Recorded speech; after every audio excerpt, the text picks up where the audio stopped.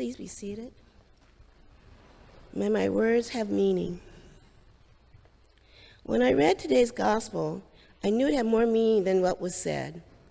Usually I take the gospel at its word and don't bother to look into what Jesus means or says or does. I guess I'm being a lazy sort of Christian.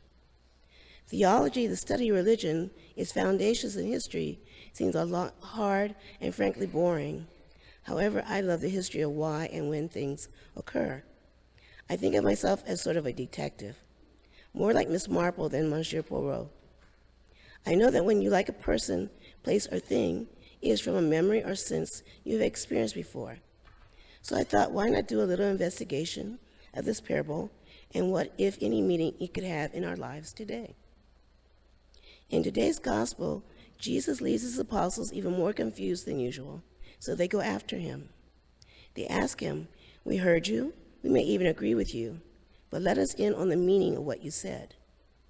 Now, I had a boss who used to say I talk cryptically, so maybe I sound like Jesus. I know when I'm talking to Don, he nods and goes along, but I can tell he has no idea what I'm talking about, so I'm feeling the apostles. So let's see who, what, when, and where Jesus is going with this parable. He talks about the sower, the weeds, the field, the good seed, the harvest, the enemy who sowed the weeds, the furnace of fire, the reapers who are angels. Who are these people and places, and what do they have to do with the apostles and us and our time now? The sower appears to be God the Father, the owner of the field. Really, he is the owner of the whole earth. The good seed eventually grows into wheat. The good seed symbolizes the Son of Man. The Son of Man is considered good because he will mature and produce the good food which the sower wishes to produce.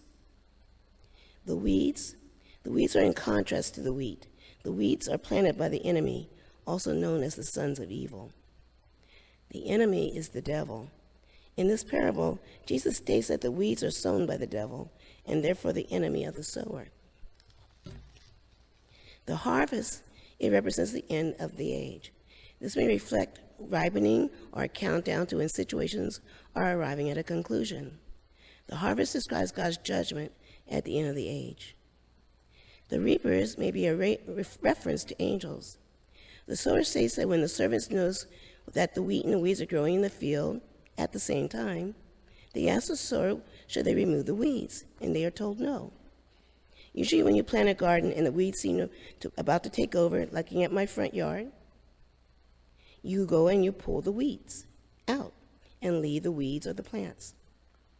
This time the sower says, leave the weeds alone, because when the harvest is due, he will send the reapers to pull both the wheat and the weeds, bundle them at the same time. Then he will have the wheat taken for the harvest to his barn and the weeds thrown into the furnace.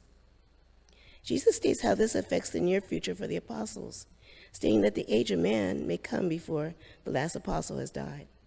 The thought is that the righteous will have been delivered, stumbling blocks removed, and they will go forth into the light of the kingdom of the Father. Now in the past, weeds are removed so that the good seed is left to grow without impediments. But in this case, the wheat and the weeds are allowed to grow together. This is considered a near future fulfillment.